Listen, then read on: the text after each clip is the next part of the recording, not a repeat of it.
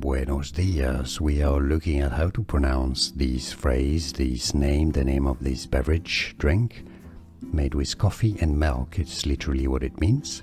In Spanish, how do you say café con leche is how you pronounce it. So let's break down and explain the pronunciation.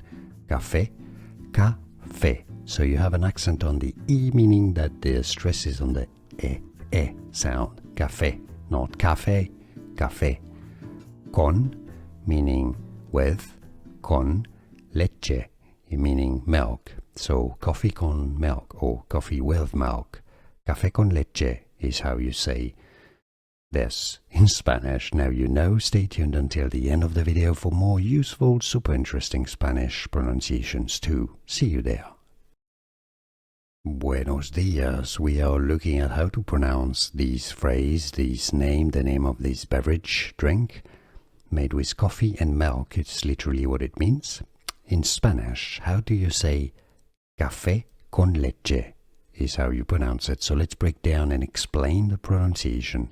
Café, café. So you have an accent on the E, meaning that the stress is on the E sound. Café, not café, café. Con, meaning with, con, leche, meaning milk. So coffee con milk or coffee with milk.